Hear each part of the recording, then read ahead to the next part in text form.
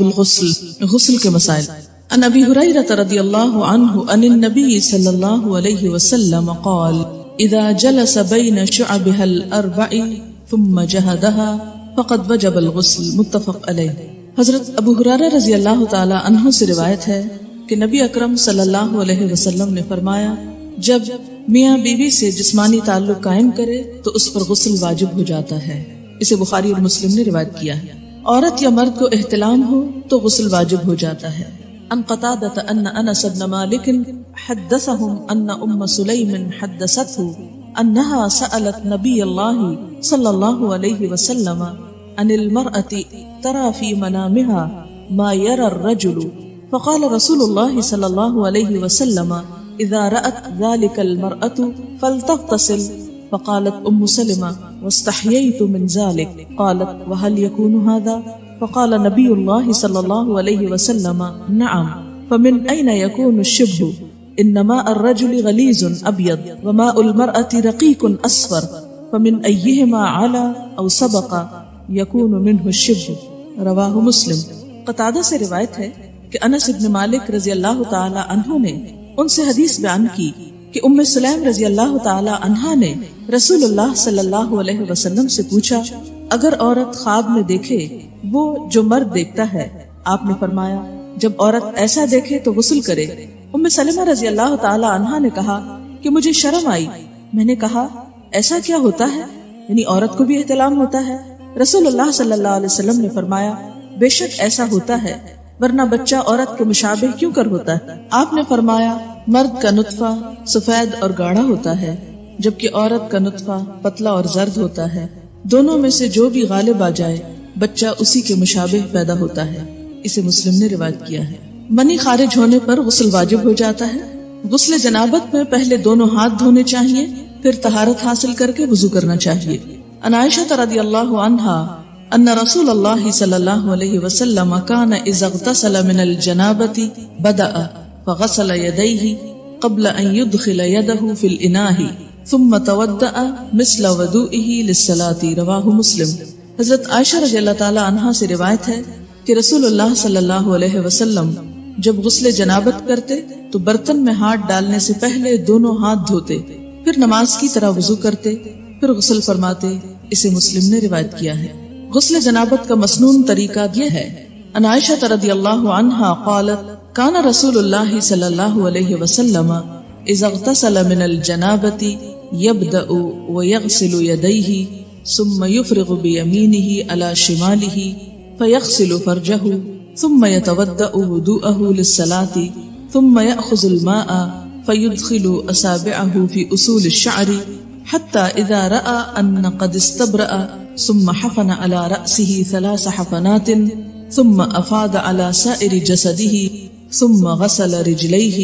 متفق علیہ. حضرت عائشہ رضی اللہ تعالی عنہا سے روایت ہے کہ جب رسول اللہ صلی اللہ علیہ وسلم غسل جنابت فرماتے تو پہلے اپنے دونوں ہاتھوں کو دھوتے پھر دائیں ہاتھ سے بائیں ہاتھ پر پانی ڈال کر استنجا کرتے. یعنی استنجا کے لیے بایاں ہاتھ استعمال کرنا چاہیے جبکہ پانی دائیں ہاتھ سے ڈالنا چاہیے. پھر نماز کی طرح کا وضو کرتے. اس کے بعد ہاتھوں کی انگلیوں سے سر کے بالوں کی جڑوں کو پانی سے تر کرتے. یعنی پورے سر کی سکن اور بالوں کی جڑیں اچھی طرح ویٹ ہونی چاہیے دھلنی چاہیے. 3 لپ پانی سر میں ڈالتے یعنی 3 times ایٹ لیسٹ سر پہ پانی پور کرتے اور پھر سارے بدن پر پانی بہا دیتے. آخر میں پھر پاؤں دھوتے. اسے بخاری اور مسلم نے روایت کیا ہے. پاؤں دھونے کی حکمت کیا ہے؟ اس لیے کہ کچی زمین ہوتی تھی اور نہاتے وقت پانی جب زمین پہ پڑتا تو چھینٹے دوبارہ پاؤں پنڈلیوں تک آ جاتے تو اس سے آخر میں پھر پاؤں دھو لیتے اور مکمل طور پر پاک ہو جاتے. تو ترتیب کیا ہوئی؟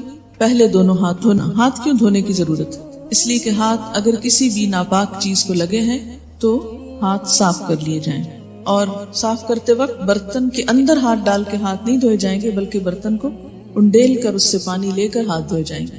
اور یہ بھی یاد رکھیے کہ اس دور میں ضروری نہیں تھا کہ ہر ایک کے پاس مگ اور پراپر نہانے کا سامان یا شاور ہو.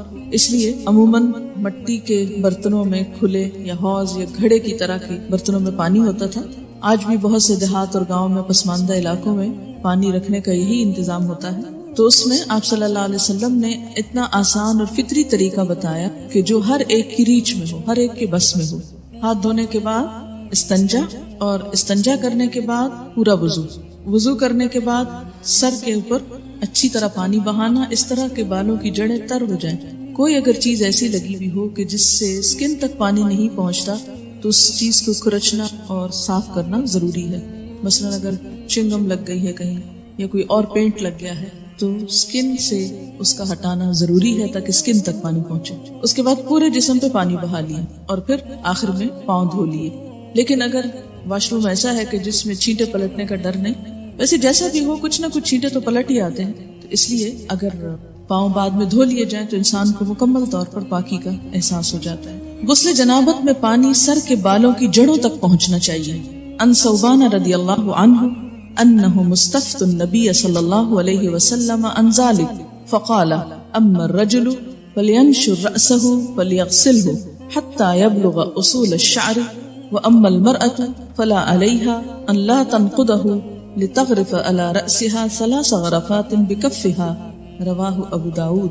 حضرت ثوبان رضی اللہ عنہ سے روایت ہے کہ صحابہ کرام نے نبی اکرم صلی اللہ علیہ وسلم سے غسل جنابت کے بارے میں سوال کیا تو آپ نے فرمایا کہ مرد اپنے سر کے بال کھولے اور انہیں دھوئے حتیٰ کہ پانی بالوں کی جڑوں تک پہنچ جائے، اور عورت کے لیے بالوں کو کھولنا ضروری نہیں، یعنی چٹیا وغیرہ ساری کھولنے کی ضرورت نہیں، بلکہ وہ اپنی دونوں ہتھیلیوں سے 3 لپ پانی اپنے سر میں ڈال لے پھر غسل مکمل کر لے. اسے ابو داؤد نے روایت کیا ہے. اس سے کیا پتہ چلتا ہے کہ سارے بال دھونا ضروری نہیں بلکہ سر کی اسکن اور جڑیں بھگونا ضروری ہے، اور اس میں کوئی ایک بال برابر جگہ بھی خشک نہیں رہنی چاہیے. جہاں لمبے بالوں کا تعلق ہے یا لمبی چوٹی کا تعلق ہے تو وہ ایک طرف کو کر کے، یا یہ ہے کہ اگر پیچھے ہے تو سر آگے کو کر کے دونوں ہاتھوں کو ملا کے، اس کو لپ بولتے ہیں، دونوں ہاتھوں کو ملا کے پانی اٹھا کے اچھی طرح اس سے سر کو مل لیا جائے. نیل پالش یا کوئی دوسری ایسی چیز جو جسم تک پانی نہ پہنچنے دے اسے دور کیے بغیر غسل مکمل نہیں ہوتا، یعنی پاکی حاصل نہیں ہوتی. غسل جنابت کے لیے پانی میسر نہ ہو تو غسل کی نیت سے کیا ہوا تیمم ہی کافی ہے. ان عمران ابن حسین رضی اللہ عنہما ان رسول اللہ صلی اللہ علیہ وسلم رأى رجلا معتزلا لم يصلي في القوم فقال يا فلان ما منعك ان تصلي في القوم فقال يا رسول الله صلى الله عليه وسلم اصابتني جنابة ولا ماء قال عليك بالسعيد فانه يكفيك رواه البخاري. حضرت عمران بن حسین رضی اللہ عنہ سے روایت ہے کہ رسول اللہ صلی اللہ علیہ وسلم نے ایک آدمی کو دیکھا جو الگ بیٹھا تھا اور لوگوں کے ساتھ نماز نہیں پڑھی تھی. آپ نے فرمایا اے فلاں آدمی تو نے لوگوں کے ساتھ نماز کیوں نہیں پڑھی؟ اس نے عرض کیا میں جنبی ہوں اور پانی بھی میسر نہیں. رسول اللہ صلی اللہ علیہ وسلم نے فرمایا پاک مٹی سے تیمم کر لو، وہی غسل جنابت اور وضو کے لیے کافی ہے. اسے بخاری اور مسلم نے روایت کیا. اسی طرح بسا اوقات پیریڈز میں جب نہانا واجب ہوتا ہے پاک ہونے کے بعد اور انسان بخار کی شدید کیفیت میں مثلا نہا نہیں سکتا یا کسی اور ایسی تکلیف یا بیماری میں ہے تو اس میں بھی صرف تیمم کافی ہے، اور وہ تیمم 2 دفعہ کرنے کی ضرورت نہیں، ایک ہی تیمم غسل اور وضو دونوں کے قائم مقام ہو جائے گا. حیض ختم ہونے کے بعد غسل کرنا واجب ہے، یعنی اب کون کون سی چیزیں غسل کو واجب کر رہی ہیں ان سب کا یہاں ذکر کیا جا رہا ہے. ان عائشہ رضی اللہ عنہا ان فاطمہ بنت ابی حبیش كانت تستحاض فسألت النبي صلی اللہ علیہ وسلم فقال ذلك عرق وليست بالحيضة فإذا أقبلت الحيضة فدع الصلاة وإذا أدبرت فاغتسلي وصلي رواه البخاري. حضرت عائشہ رضی اللہ تعالی عنہا سے روایت ہے کہ حضرت فاطمہ بنت ابی حبیش رضی اللہ عنہا کو استحاضہ کی شکایت تھی. انہوں نے رسول اللہ صلی اللہ علیہ وسلم سے مسئلہ پوچھا تو آپ نے فرمایا یہ ایک رگ کا خون ہے، حیض کا نہیں. جب حیض شروع ہو تو نماز چھوڑ دو، جب ختم ہو جائے تو غسل کر کے نماز شروع کر دو. اسے بخاری نے روایت کیا ہے. تو استحاضہ کا جو سورس ہے وہ حیض کے سورس سے مختلف ہے. استحاضہ ایسی جیسے جسم کے کسی بھی اور حصے سے خون نکلنا. استحاضہ کی مریض خاتون کو حسب عادت حیض کے ایام شمار کر کے غسل کرنا چاہیے. ان عائشہ رضی اللہ عنہا زوج النبی صلی اللہ علیہ وسلم قالت ان ام حبیبہ رضی اللہ عنہا بنت جحش التي كانت تحت عبد الرحمن بن عوف رضي الله عنه شكت إلى رسول الله صلى الله عليه وسلم الدم فقال لها امكثي قدر ما كانت تحبسك حيضتك ثم اغتسلي فكانت تغتسل عند كل صلاة. رواه مسلم. نبی اکرم صلی اللہ علیہ وسلم کی زوجہ محترمہ حضرت عائشہ رضی اللہ عنہا کہتی ہیں کہ عبد الرحمن بن عوف رضی اللہ عنہ کی بیوی حضرت ام حبیبہ رضی اللہ عنہا رسول اللہ صلی اللہ علیہ وسلم کی خدمت میں حاضر ہوئی اور استحاضہ کی شکایت کی. رسول اللہ صلی اللہ علیہ وسلم نے ارشاد فرمایا حسب عادت ایام حیض میں نماز نہ پڑھو، پھر ایام حیض ختم ہونے پر غسل کر لو. چنانچہ ام حبیبہ رضی اللہ عنہا ہر نماز کے لیے غسل کیا کرتی تھی. اسے مسلم نے روایت کیا ہے. نماز سے مراد جب دوبارہ حیض سے پاک ہو کر نماز شروع ہونے کا وقت ہوتا تھا اس کے لیے. اس کا یہ مطلب نہیں ہے کہ ہر نماز کے ٹائم پہ غسل کرتے. غسل حیض کا طریقہ یہ ہے. عن عائشہ رضی اللہ عنہا ان اسماء سألت النبی صلی اللہ علیہ وسلم عن غسل المحیض فقال تأخذ احداکن ماءها وسدرتها فتطهر فتحسن الطهور ثم تصب على رأسها فتدلكه دلكا شديدا حتى يبلغ شؤون رأسها ثم تصب عليه الماء ثم تأخذ فرصة ممسكة فتطهر بها. فقالت اسماء وكيف أتطهر؟ فقال سبحان الله تطهرين بها. فقالت عائشة رضي الله عنها كأنها تخفي ذلك تتبعين أثر الدم. وسألته عن غسل الجنابة فقال تأخذ ماء فتطهر فتحسن الطهور أو تبلغ الطهور ثم تصب على رأسها فتدلكه حتى تبلغ شؤون رأسها ثم تفيد عليها الماء. فقالت عائشة نعم النساء نساء الأنصار لم يكن يمنعهن الحياء أن يتفقهن في الدين. رواہ مسلم. حضرت عائشہ رضی اللہ عنہا سے روایت ہے کہ حضرت اسماء رضی اللہ تعالی عنہا نے نبی اکرم صلی اللہ علیہ وسلم سے غسل حیض کے بارے میں سوال کیا کہ کیسے نہانا چاہیے اس کے بعد. تو آپ نے فرمایا پہلے پانی میں بیری کے پتے ڈال کر اچھی طرح حیض کے خون سے پاکی حاصل کر لیں. یہ بیری کے پتوں کی ضرورت اس لیے کہ اس دور میں صابن کی ایسی صورت اور قسمیں موجود نہ تھی. مراد اس سے یہ کہ اچھی طرح صفائی حاصل کرنے کے لیے کہ سب میل کچیل دور ہو جائے اس پانی سے نہاؤ. اب دیکھیے کہ مردے کو نہلانے کے لیے بھی بیری کے پتے ڈال کر پانی کو بوائل کیا جاتا ہے اور اس سے نہلایا جاتا ہے. اور اس میں بھی ایک اب تو صابن استعمال کر لیا جاتا ہے لیکن دیہاتوں وغیرہ میں اب بھی لوگ اسی پانی سے نہلاتے ہیں. تو ایک طرح سے جراثیم کش محلول بن جاتا ہے اور ہر قسم کی نجاست کو جسم سے دھو ڈالتا ہے. اب یوں سمجھے کہ لیکوڈ سوپ کی پھر سر پہ پانی ڈالو. یہ مراد اس سے یہ ہے کہ جہاں جہاں نجاست ہے اچھی طرح جسم کو مل کے دھو لو، پھر سر پہ پانی ڈالو اور خوب اچھی طرح ملو تاکہ پانی بالوں کی جڑوں تک پہنچ جائے. پھر سارے بدن پر پانی بہاؤ. پھر خوشبو لگی ہوئی روئی کا پھاہا لے کر اس سے پاکی حاصل کرو. یعنی جسم سے ساری اسمیل دور کرنے کے لیے کیا کرو، روئی کو خوشبو لگا کر اسے جسم پر لگاؤ تاکہ خون کی ساری نجاست کا اثر اور اسمیل اور گندگی دور ہو جائے. آج کے دور میں بھی اگر ایسا کیا جائے تو بہت اچھا ہے، لیکن صابن وغیرہ بھی خوشبودار جو ہوتا ہے اس سے یہ کام لیا جا سکتا ہے. اس سے آپ اندازہ لگائیں نا کہ اسلام پاکیزگی، طہارت، صفائی ستھرائی اور خصوصاً ایک عورت سے اچھی اسمیل آنے کی طرف کتنا متوجہ کرتا ہے. بہت سے ازواجی زندگیوں میں جھگڑے محض اس لیے ہوتے ہیں کہ عورتیں اپنی کیئر نہیں کرتی اور خصوصاً جو نجاست سامنے نظر نہیں آتی اس کے بارے میں بہت کیئر لیس ہوتی. تو یہ چیز درست نہیں. اس لیے آپ دیکھیں کہ اللہ کے رسول صلی اللہ علیہ وسلم نے اگرچہ مسئلے میں کتنی حیا ہے لیکن اس کے باوجود اچھی طرح کھول کے بات سمجھائی تاکہ کوئی بھی ابہام نہ رہے. حضرت اسماء رضی اللہ تعالی عنہا نے عرض کیا روئی کے پاہے سے پاکی کس طرح، یعنی کاٹن بڈ سے کس طرح؟ آپ صلی اللہ علیہ وسلم نے فرمایا سبحان اللہ، پاکی حاصل کرو. یعنی اب آپ اس سے زیادہ اور کیا ڈیٹیل بتاتے. یعنی اٹس انڈرسٹوڈ کہ روئی کے اوپر خوشبو لگا کے جسم کے اس حصے پہ لگاؤ کہ جہاں نجاست کے اثرات رہے ہیں تاکہ وہ سب کچھ دور ہو جائے. حضرت عائشہ رضی اللہ عنہا نے آہستہ سے بتایا کہ حیض کی جگہ پر لگاؤ. پھر حضرت اسماء نے غسل جنابت کا سوال کیا تو آپ صلی اللہ علیہ وسلم نے فرمایا پہلے پانی سے اچھی طرح استنجا کرو، پھر سر پر اچھی طرح پانی ڈال کر ملنا چاہیے تاکہ پانی بالوں کی جڑوں تک پہنچ جائے، پھر پورے بدن پر پانی ڈالو. حضرت عائشہ رضی اللہ تعالی عنہا کہتی ہیں کہ انصار کی عورتیں بھی کیا خوب عورتیں ہیں کہ دین کی باتیں پوچھنے میں شرم محسوس نہیں کرتی. اسے مسلم نے روایت کیا. عورت کے سر کے بالوں کی جڑوں میں چوٹی کھولے بغیر پانی پہنچ سکے تو چوٹی کھولنا ضروری نہیں، لیکن اگر نہ پہنچ سکے تو کھولنا ضروری ہے، کیونکہ بعض ممالک میں خواتین کے بال مثلا افریقن کنٹریز میں آپ نے دیکھا ہوگا اتنے تھک ہوتے ہیں کہ آسانی سے انگلی ان میں سے نہیں گزرتی. اور بعض چوٹیاں اس طرح جیسے ہمارے ہاں فرنٹیر کے علاقے میں اتنی باریک باریک بالوں سے بنائی بھی ہوتی ہیں اور ان کو آپس میں پھر ان کے ڈیزائن بنے ہوئے ہوتے ہیں، اور بعض اوقات وہ اس طرح چپکا بھی دی جاتی ہیں کہ جس سے سکن تک پانی ڈائریکٹ نہیں پہنچ سکتا، تو ایسی صورت میں پھر ان مینڈیوں کو کھول دینا چاہیے۔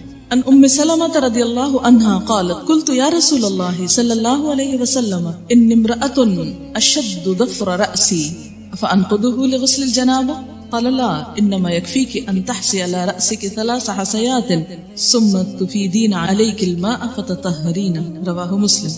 ام سلمہ رضی اللہ عنہا کہتی ہیں کہ میں نے عرض کیا یا رسول اللہ صلی اللہ علیہ وسلم میں اپنے سر پر چوٹی باندھتی ہوں، کیا غسل جنابت کے لیے کھول دیا کروں؟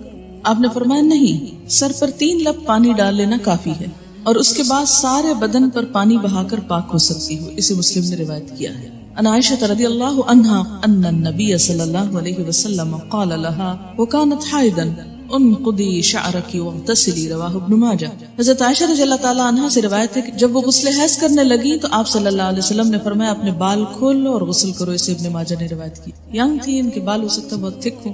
حضرت ام سلمہ ایجڈ تھی، 4 بچوں کی ماں تھی، بال ایک ایک بچے کے بعد جھڑتے گئے اور ہلکے ہو گئے، اس لیے ان کے لیے کافی تھا کہ وہ پانی ڈال لیں، لیکن حضرت عائشہ کو آپ نے کچھ اور بتایا اس لیے کہ ان کے بال تھک ہوں۔ اگر کوئی آپ کو یہ آ کے کہے اور لوگ کہیں گے کہ دیکھیں کتنی کنٹراڈکشن ہے حدیث میں، ایک حدیث میں لکھا یہ کر لو اور ایک میں لکھا وہ کر لو، لیکن دونوں مختلف مواقع پر 2 فتوے کیوں دیے گئے؟ اس لیے کہ دونوں کے حالات مختلف ہیں۔ اب ہر شخص اپنے آپ کو دیکھے کہ وہ کہاں فٹ ہوتا ہے۔ اگر آپ کے بال اس نوعیت کے ہیں کہ پانی اندر آسانی سے چلا جاتا ہے، ہلکے ہو چکے ہیں، پڑ کے اڑ گئے ہیں تو اس میں کیا ہے، آپ کے لیے آسانی ہوگی، لیکن اگر ابھی تک آپ ینگ ہیں ماشاءاللہ، خوب بالوں والے ہیں، تو پھر آپ بال کھول کے اچھی طرح سر دھوئیں۔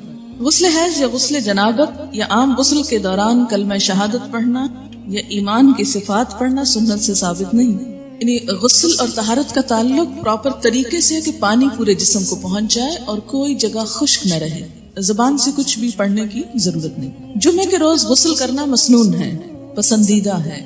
عن ابن عمر رضی اللہ عنہما قال قال رسول اللہ صلی اللہ علیہ وسلم اذا جاء احدکم الجمعۃ فلیغتسل متفق علیہ۔ حضرت عبداللہ بن عمر رضی اللہ عنہما کہتے ہیں کہ رسول اللہ صلی اللہ علیہ وسلم نے فرمایا جب کوئی نماز جمعہ کے لیے آئے تو غسل کر کے آئے، اسے بخاری اور مسلم نے روایت کیا ہے، کیونکہ ایک بڑی گیدرنگ ہوتی تھی اور اس میں لوگوں کو ایک تکلیف ہوتی تھی پسینے وغیرہ کی بو سے، جب تک کہ دوسرے صاف ستھرے ہو کر نہ۔ ابتداء میں آپ صلی اللہ علیہ وسلم نے اس کو لازم کر دیا، لیکن بعد میں جب لوگ عادی ہو گئے تو پھر اس کے بعد اتنی سختی نہیں کی جاتی تھی۔ میت کو غسل دینے کے بعد غسل کرنا مستحب ہے، لازم نہیں، فرض نہیں، پسندیدہ ہے۔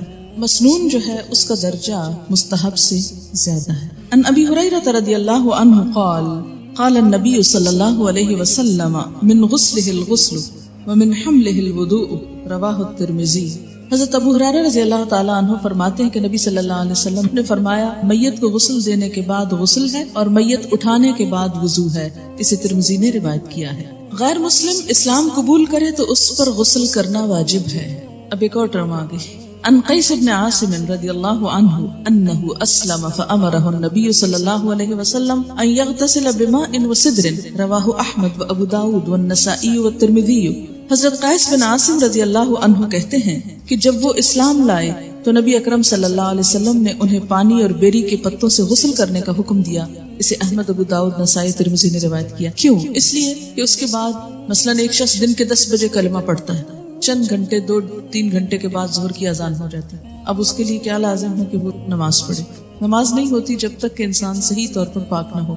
پاک ہونے کے لیے غسل ضروری ہے، اس لیے مسلمان ہونے پر غسل لازم ہے تاکہ عبادات صحیح طور پر ادا ہو سکے۔ غسل کے لیے پردے کا اہتمام کرنا ضروری ہے۔ ان یعلا بن امیہ رضی اللہ عنہ ان رسول اللہ صلی اللہ علیہ وسلم رأى رجلا يغتسل بالبراز فصعد المنبر فحمد الله واثنى عليه وقال ان الله عز وجل حليم حي ستیر يحب الحیاء والستر فاذا اغتسل احدكم فليستتر رواہ ابو داود والنسائی۔ حضرت یعلا بن امیہ رضی اللہ عنہ سے روایت ہے کہ رسول اللہ صلی اللہ علیہ وسلم نے ایک شخص کو کھلے میدان میں برہنہ نہاتے دیکھا تو آپ صلی اللہ علیہ وسلم منبر پر تشریف لائے، اللہ کی حمد و ثنا کی اور فرمایا اللہ عز وجل بڑا حوصلے والا اور شرم والا ہے، حجاب اور حیا کو پسند فرماتا ہے، لہٰذا جو کوئی غسل کرنا چاہے پردہ کر کے غسل کرے، اسے ابو داؤد اور نسائی نے روایت کی۔ اسی لیے اجتماعی حمام جس میں بہت سارے لوگ مل جل کر نہائیں یا سوئمنگ کریں یا پھر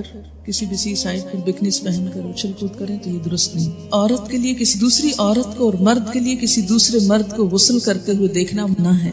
عن ابی سعید الخدری رضی اللہ عنہ قال ان رسول اللہ صلی اللہ علیہ وسلم قال لا تنظر المرأة الى عورة المرأة ولا ينظر الرجل الى عورة الرجل رواہ ابن ماجہ.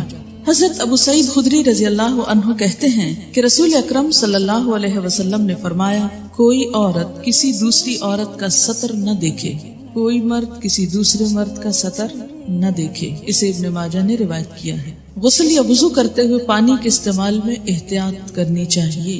ان انس رضی اللہ عنہ قال کان رسول اللہ صلی اللہ علیہ وسلم یتودأ بالمد ویغتسل بالصاع الى 5 امداد متفق علیہ. حضرت انس رضی اللہ عنہ فرماتے ہیں کہ رسول اللہ صلی اللہ علیہ وسلم وضو کے لیے 1 مد پانی نصف لیٹر سے کچھ زیادہ، ½ لیٹر سے تھوڑا سا زیادہ، اور غسل کے لیے 1 سا پانی تقریباً 1 لیٹر سے 5 مد پانی تقریباً 3 لیٹر تک استعمال کرتے تھے. اسے بخاری اور مسلم نے روایت کیا ہے. جی ہاں، ہم تو بالٹیاں اور ٹب بہا دیتے ہیں، ٹینک خالی کر دیتے ہیں، ٹینکر منگواتے ہیں. دیکھیے آپ صلی اللہ علیہ وسلم سے ایک شخص نے یہی بات کہی تو آپ نے فرمایا خواہ تم دریا کے کنارے پھر بھی ضرورت کا استعمال کرو. آج آپ دیکھیں کہ کس قدر یہ پرابلمز ہو رہے ہیں وسائل ریسورسز کے مس یوز کرنے کی وجہ سے، جتنی پولوشن ہو رہی ہے اور جتنا نقصان ہو رہا ہے. اس میں ضرور کوئی حکمت ہے. چلیے ہم اگر اتنا نہیں تو ایٹ لیسٹ کچھ تو بچت کر سکتے ہیں، کوشش کرنے پر ہو بھی سکتا ہے. ایسا ہے کہ ہمارے ہاں عادت کیا ہے کہ آپ ٹوتھ پیسٹ لگاؤ، برش کو آہستہ آہستہ ٹیپ کھول دو، وہ کھلی رہے، آپ برش کرتے رہیں، شیشہ دیکھتے رہیں، ادھر ادھر دیکھتے رہو، کھلی ہے. تسلی کیا ہے کہ اب جب ایک دم ضرورت پڑے گی تو کھولنی نہیں پڑے. اچھا اسی طرح اگر آپ نے چولہا جلا دیا ہے ایک دفعہ تو کھلا رہے، گیس جلتی رہے، دوبارہ پھر ایک تیلی ضائع ہوگی. یا یہ کہ اب کون ماچس کھولے اور اس میں سے لائٹر آن کرے، پریس کرے اور اسے اٹھائے اور لگائے، تو بہتر ہے کھلا رہے. جتنی دیر 2 4 5 گھنٹے کچن میں کام ہو رہا ہے بس جل رہی ہے تو یہ سب چیزیں اسراف میں آ جاتی ہیں. ایسا کرنا جو ہے وہ دوسرے انسانوں کے حق کو مارنا ہے. پھر اسی طرح باتھ روم میں کوئی نہیں، بس بجلی جلتی رہے، اس لیے کہ پھر کبھی جانا پڑا تو پھر کون بٹن آن کرے گا. تو اس سے آپ دیکھیں کہ بے وجہ ایک تو بل پے کرتے ہیں، دوسری بات یہ ہے کہ ریسورسز ضائع ہوتے ہیں. ہمارے ملک میں پہلے ہی بجلی کی کمی ہے، بہت سے گاؤں دیہات وغیرہ کو بجلی کیوں نہیں مل رہی؟ اس لیے کہ بجلی ہے نہیں. اسی طرح بعض اوقات لوڈ شیڈنگ ہو جاتی. کیوں کرنی پڑتی ہے لوڈ شیڈنگ؟ اس لیے کہ ہم احتیاط سے استعمال نہیں کرتے. تو ہر چیز اپنی ضرورت اور حد کے اندر ہو تو وہی بہتر ہے. یعنی بخل اور کنجوسی کے لیے بھی نہیں کہا گیا کہ اب اگر ضرورت ہے تو آپ لائٹ نہیں جلائیں کہ بجلی کا بل دینا پڑے گا، یا یہ ہے کہ یہ ضائع ہو رہی ہے. نہیں، ضرورت اگر تھوڑی روشنی کی تھوڑی زیادہ تو زیادہ، اس سے زیادہ کی ضرورت ہے اس سے زیادہ، لیکن ضرورت ہو. مگر بلا ضرورت بے وجہ صرف شان و شوکت کی نمائش کے لیے اور دکھاوے کے لیے وسائل کو ضائع کرنا یہ اسلامی طریقہ نہیں. مسنون طریقے سے غسل کرنے کے بعد وضو کی ضرورت باقی نہیں رہتی.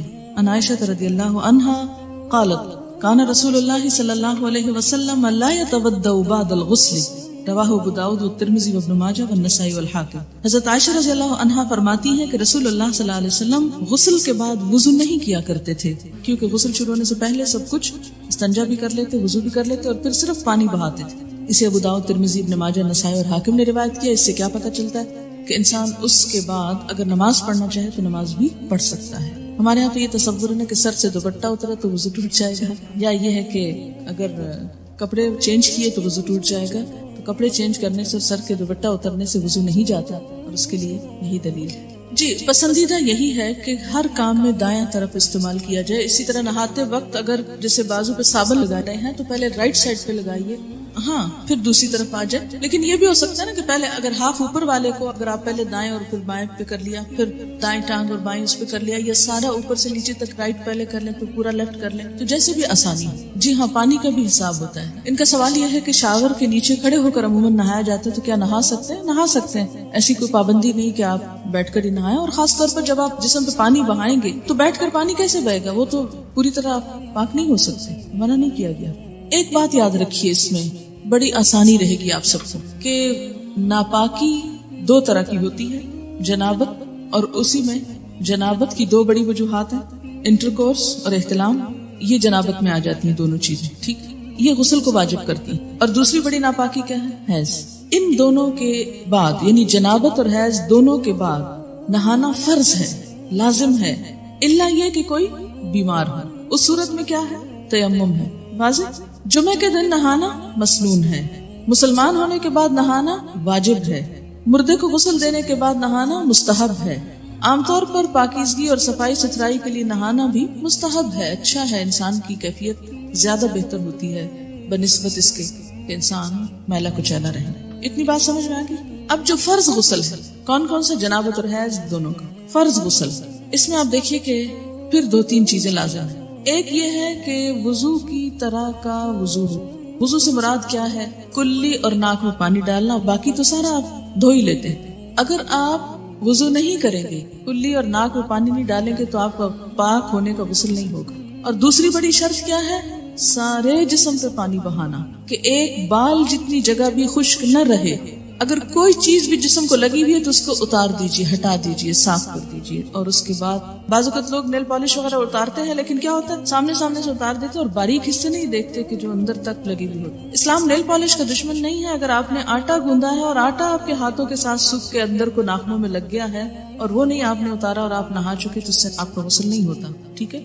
کلی اور ناک میں پانی ڈالنا، استنجا کرنا کہ ہر طرح کی نجاست اتر جائے، اور پورے جسم پہ پانی بہانا اس طرح کہ کوئی بال بھی خشک نہ رہے، یہ فرض غسل کے لیے۔ باقی مسنون غسل میں کیا ہے؟ اسی طرح ہی ہے طریقہ، لیکن بعض اوقات کیا ہوتا ہے کہ اگر کوئی کمی بیشی رہ گئی تو حرج کوئی نہیں، کوئی گناہ کی بات نہیں، مستحب غسل میں بھی۔ اور عام روزمرہ میں اگر آپ سر نہیں دھو رہے، صرف نیچے کا دھڑ جو ہے اس کو دھو رہے ہیں تو بھی کافی ہے۔ ضروری نہیں کہ ہر دفعہ نہانے میں سر ضرور دھویا جائے، بعض لوگ نہیں دھو سکتے، بعض اوقات پانی کی کمی ہوتی ہے یا کسی اور مسئلے میں انسان سر کو بار بار گیلا نہیں کر سکتا، تو اتنا بھی کافی۔ جی ہاں، وہ پیر دھونا فرض نہیں ہے، اگر خاص طور پر نجاست لگی ہے تو دھو دیں، اور اگر آپ سمجھیں کہ سب ٹھیک ہے، چپل پہنا ہوا ہے اور کوئی چھینٹے ایسے نہیں پڑے، تو اوپر سے جو پانی آ رہا ہے اور وہ پاؤں تک بہ گیا، پاؤں ساتھ ہی دھل گئے اور پاؤں میں چپل ہے، تو کوئی حرج نہیں ہے اگر الگ سے نہ بھی دھوئے جائیں۔ اگر جنابت، احتلام، حیض و نفاس ان تمام طریقوں سے پاکی حاصل کرنے کے لیے ایک ہی طرح کا غسل کیا جائے گا، تینوں کا طریقہ الگ الگ ہے، ایک ہی طرح کا غسل۔ ناپاک کپڑے کو پاک کرنے کا مکمل طریقہ کیا ہے؟ طریقہ یہ ہے کہ پہلے ناپاکی کو تلاش کریں کہ ہے کہاں، اس کا نشان، داغ، کچھ بھی جب نظر آ جائے تو اس حصے کو الگ کر لیں باقی کپڑے سے۔ مثلا اگر اس پہ کچھ لگا ہوا ہے کہیں تو میں پہلے دیکھوں گی کہ کہاں ہے، اچھا یہ مل گئی، چلیے اب اس کو الگ پکڑ لیجیے باقی، ٹھیک ہے۔ پھر اس کو آپ ٹیپ کے نیچے کیا کریں، اس حصے کو آپ اچھی طرح مل لیں، رگڑ لیں اس کو، پہلے اس حصے کو کیا کریں، اچھی طرح دھویں، صابن لگائیں، پھر اس کے بعد کیا ہے کہ اس کی ذرا سے پیچھے والے حصے کو، کیونکہ پانی وہ اس کا پھیل کے پیچھے تک آ جائے، لیکن یہاں سے پکا پکڑیں کہ پورے اس پہ نہ چلا جائے۔ پھر اس کے بعد ایک دفعہ پانی صاف ڈالیں اور اس کو اچھی طرح نچوڑ لیں، پھر اس کے بعد پھر نچوڑ، پھر تیسری دفعہ، اور ذرا سا دیکھ لیں کہ پانی کیسا نکل رہا ہے، میلا یہ صاف، بالکل کافی۔ کیا احتلام، مزی، لیکوریا، حیض ان تمام کے داغ والے کپڑوں کو ایک ہی طریقے سے پاک کیا جائے گا یا الگ الگ طریقہ؟ اس میں کوئی اور نجاست جس کا آپ نے نام نہ لکھا ہو، مثلا خون ہے یا یورین ہے یا کچھ اور، ان سب کو بھی اسی طرح پاک کیا۔ کیا لیکوریا کے نشان والے کپڑے ناپاک کپڑوں میں شمار ہوں گے؟ جی ہاں، اس لیے کہ یہ ڈسچارج بھی نجس ہے۔ میت اٹھانے کے بعد وضو ہے، کیا اس سے مراد میت کو کندھا دینا ہے؟ اس سے مراد تخت پر جب میت کو نہلا چکے ہوں اور کفن پہنانے کے لیے اس کو اٹھا کے ہاتھ لگا کے آپ رکھ رہے ہوں، کہاں، چارپائی وغیرہ پر، تو اس کے بعد وضو کر لیجیے۔ کیوں؟ ہو سکتا ہے اٹھانے میں آپ کے جسم پر کوئی ایسی چیز لگ گئی ہو، یعنی وہ ایک شک سا پڑ جاتا ہے نا کہ ہم نے اٹھایا ہے، اور اٹھانے سے مراد یہ نہیں کہ صرف آپ اس کے بال پکڑیں گے یا پاؤں پکڑیں گے۔ میت کو جب اٹھایا جاتا ہے تو اس میں اس کی بیک کے نیچے، اس کی ٹانگوں کے نیچے، پاؤں کی طرف سے یوں ہاتھ، جیسے بچے کو نہیں اس طرح کر کے ہاتھ نیچے سے ہاتھ دے کے رکھتے، ورنہ تو اس کی کمر ٹوٹ جاتی، کیونکہ وہ تو سارا بوجھ ڈالے ہوئے ہوتا ہے، ٹھیک ہے۔ تو جس طرح ایک چھوٹے بچے کو آپ صرف گردن سے پکڑ کے نہیں اٹھاتے یا گردن اور پاؤں سے پکڑ کے نہیں اٹھاتے، بلکہ کیا نیچے سے ہاتھ دیتے۔ اب آپ دیکھیے کہ جب مردے کو نہلاتے ہیں نا تو بسا اوقات مردے کے اندر سے مسلسل ڈسچارج ہوتا رہتا ہے اور وہ ڈسچارج ناپاک ہوتا ہے، پیلا پانی عموماً نکلتا ہے۔ بعض اوقات یہ ہوتا ہے کہ موت کی جو شدت ہوتی، سختی ہوتی ہے، اس سے یورین پاس ہو جاتا ہے یا کوئی اور نجاست جسم سے نکل آتا ہے، کیونکہ انسان ایک کشمکش کی حالت میں ہوتا ہے، شدید تکلیف کی حالت میں، تو جب جان نکلتی ہے تو وہ خوف، آپ دیکھیں نا کہ جب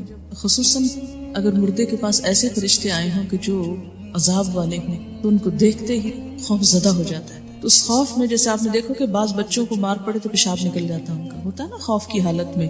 تو اس طرح بسا اوقات کچھ ڈسچارجز ہوتے، بعض اوقات مردہ کسی زخم یا پیٹ کی بیماری میں مبتلا ہو تو نہلانے کے بعد، غسل دینے کے بعد، یا بعض اوقات قتل وغیرہ کا مسئلہ ہوتا ہے، کوئی خون نکل رہا ہوتا ہے، تو نہلا چکنے کے بعد بھی قبر میں لے جانے تک ڈسچارج ہوتا چلا جاتا ہے. It depends. اب جب آپ اس کو اٹھاتے ہیں اس تخت سے اسٹریچر پہ یا اس میت کی جو چارپائی ہے اس پہ ڈالنے کے لیے، تو پھر انسان کے دل میں ذرا تصور ملائیں کہ آپ نے کسی مردے کو ہاتھ لگایا، اس کے بعد آپ کی فیلنگ کیا ہوگی؟ جیسے آپ کو کچھ لگ گیا، یہ فیلنگ آتی ہے نا. جب آپ مردے کو ہاتھ لگاتے ہیں تو آٹومیٹیکلی ایک نفسیاتی کیفیت ہوتی ہے انسان کی کہ کچھ مجھ کو لگ گیا ہے. کئی لوگ تو ہاتھ ہی نہیں لگاتے کہ شاید مجھے یہ پکڑ ہی نہ لے. تو یہ جو اندر ایک نفسیاتی خلل آتا ہے نا انسان کے، اس کا ازالہ کیا ہے؟ اگر نہلایا تو چینٹے پڑیں گے اپنے اوپر، تو نہا لیں آپ خود بھی تاکہ دل سے سب خلش دور ہو جائے. اور اگر آپ نے نہلایا نہیں، صرف اٹھانے میں مدد دے کے رکھا ہے، تو آپ وضو کر لیں تاکہ آپ کے اندر کی کیفیت درست ہو جائے اور آپ کی نماز میں دل لگے. یاد رکھیے کہ جو غسل اور وضو کی جتنے بھی مواقع ہیں، یہ سارے اسی لیے ہیں کہ انسان کی نماز میں سکون آئے. عام حالت میں بھی جو وضو کرنے کے لیے کہا جاتا ہے نا، تو آپ دیکھیں کبھی ہم کھا پی رہے ہوتے ہیں، کبھی ہم ہنس رہے ہوتے ہیں، کبھی ہم دنیا میں انوالو ہوتے ہیں. تو پھر جب ہم نماز کے لیے جاتے ہیں تو وضو نماز کی تیاری ہے، اس کے خشوع و خضوع میں ہیلپ کرتا ہے، اس لیے یہ حکم دیا گیا. لیکن اگر کوئی نہیں کرتا وضو تو کوئی گناہ کا کام نہیں ہے. جی نہیں، مردے کا سطر تو نہیں کھولیں گے، لیکن اس کے باوجود جسم سے اگر کچھ رس رہا ہے، بعض بیماریوں میں رستا ہے، بعض حالات میں رستا ہے، کوئی بھی ریزن ہو سکتا، تو کوئی بھی چیز جو مردے کے جسم سے نکل رہی ہے وہ پاک نہیں ہے. ٹھیک ہے نا، تو اس کو دھو لینا چاہیے. یہ جو آپ کو دعائیں سکھائی گئی نا صبح شام کی، اس میں ایک دعا آتی ہے نا، اللہم انی اسألک العافیۃ فی الدنیا والآخرہ، اور کہتے ہیں اللہم استر عوراتی وآمن روا. اس دعا کو بہت توجہ سے مانگو. اللہم استر عوراتی، اللہ میرے شرم والے حصوں کو، چیزوں کو ڈھانپ دے، میری شرم کی چیز کسی کے سامنے نہ کھلے. اور اسی لیے کہتے ہیں نا کہ جس نے کسی میت کا عیب چھپایا، اللہ تعالیٰ اس کا عیب چھپائے گا. میت کا کوئی عیب نظر آئے، عیب سے مراد کیا ہے کہ مثلا نہلایا اور اگر اس کے جسم سے کوئی نجاست نکلتی ہے دیکھی، یا کوئی داغ دیکھا، یا کوئی بھی چیز دیکھی ہے، یا کوئی نقص دیکھا، تو انسان سب کو بتاتا پھرے کہ میں نے فلاں کو نہلایا تھا اور اس کے اندر میں نے یہ دیکھا تھا. نہیں، کبھی نہیں، ہونٹ نہ کھلے. زندہ انسان کے عیب کے لیے بھی نہیں کھلنے چاہیے، اور مردہ کی تو اور احتیاط کرنی چاہیے، کیونکہ زندہ تو کبھی نہ کبھی اپنی صفائی پیش کر دیتا ہے، یا اس کا حال اچھا ہو جاتا ہے تو وہ اس کے بارے میں سوچ لوگوں کی بہتر ہو جاتی ہے. لیکن مرنے والا تو بس پھر اس کا آخری سفر ہے نا، آخری وقت ہے، اس لیے اس کے بارے میں تو کوئی چیز ایسی دیکھی جائے بالکل ذکر نہیں کرنا چاہیے. اسی لیے کہتے ہیں نا کہ گھر والوں کو شریک ہونا چاہیے غسل دیتے وقت، صرف پروفیشنلز پہ نہیں چھوڑ دینا چاہیے. ایک تو صفائی وغیرہ کا صحیح اہتمام نہیں کرتے، دوسرا یہ کہ ان کو اتنی دلچسپی کہاں کہ مردے کو احتیاط سے ہاتھ لگائیں، اور تیسرا یہ ہے کہ کوئی عیب دیکھ لے تو کیا پتا کہاں کہاں بتائیں. احترام ہے نا، احترام ہے اس کا بھی. یہ نہیں کہ اگر وہ مر گیا ہے تو اب آپ جیسے چاہیں اس کے ساتھ بدتمیزی سے کام کریں. احترام سے. کیا ڈاکٹر سے اندرونی چیک اپ کے بعد نہانا چاہیے؟ نہیں، اس سے نہانے کی ضرورت نہیں ہے، لیکن وضو کرنا ہو. کیا دوران حیض نہانا منع ہے؟ کوئی منع نہیں ہے. ڈیورنگ پیریڈز نہا سکتے ہیں. It depends. بعض لوگوں کو نہانے سے تکلیف ہوتی ہے، بعض کو نہانا زیادہ اچھا رہتا ہے. اپنی اپنی عادت کے مطابق کر لیجیے. عورتوں اور مردوں کے غسل کرنے کے جو فرائض ہیں اس میں کوئی فرق نہیں. اچھا، یہ ان کو مشکل پتہ کیوں پیش آ رہی ہے؟ اس لیے کہ بعض احادیث مکمل ہیں، بعض احادیث میں صرف ایک مسئلہ بیان کیا ہے. اسی لیے میں ہمیشہ کہتی ہوں نا کہ جز کو دیکھ کر یہ نہ سمجھے کہ کل اسی کے اندر ہے. کیا ننگے بدن پر وضو ہو جاتا ہے؟ یہ ابھی میں نے کیا کہا ہے. جنابت میں ایک ہی دن 2 بار غسل کرنا پڑ جائے تو اس کے لیے کیا رخصت ہے کہ صرف نیچے والا حصہ دھو لیا جائے؟ کوئی رخصت نہیں ہے. جب جنابت کی حالت ہو تو نہانا ہوگا نماز کے لیے. استحاضہ کے دوران اگر مسلسل بلیڈنگ ہو رہی ہو تو ہر نماز کے وقت صرف وضو کرنا کافی ہوگا، یا سینیٹری ٹاول بھی بدلنا ہوگا کیونکہ پچھلے نجس خون میں نماز نہیں ہو سکتی، الا یہ کہ آپ کسی ایسی جگہ پر ہیں کہ جہاں آپ کوئی موقع نہیں پاتے. سفر کی حالت ہے، یہ کوئی ایسی جگہ ہے کہ جہاں بہت مشکل ہے، تو پھر اس میں اللہ تعالیٰ معاف کرنے والا ہے، لیکن عام حالات میں چینج کرنا ہوگا. یہ کسی نے لکھا ہے کہ مسئلہ 105 میں جو حدیث بتائی گئی، اس میں تو جینیٹکس کا بنیادی اصول لا آف ڈومیننس بتایا گیا ہے، جو 19ویں صدی میں پتہ چلا، جبکہ آپ صلی اللہ علیہ وسلم نے بہت پہلے بتا دیا. یہ جو مسئلہ تھا نا، مرد عورت کے نطفے سے جو بھی غالب آئے بچہ اس کی شکل کا ہوتا ہے. مردے کو نہلانے کے بعد اگر خود نہ نہا سکیں، یعنی کوئی ایسی جگہ نہ ہو جہاں غسل کر سکے، تو کیا صرف وضو کر کے نماز پڑھ سکتے ہیں جبکہ نماز کا وقت ہو جائے، یا نماز قضا کرنا؟ میں نے بتایا ہے کہ یہ نہانا جو ہے فرض نہیں ہے. نہا لے تو بہت اچھا ہے. اگر نہیں نہا سکتے وضو کر کے نماز پڑھ لیں بس.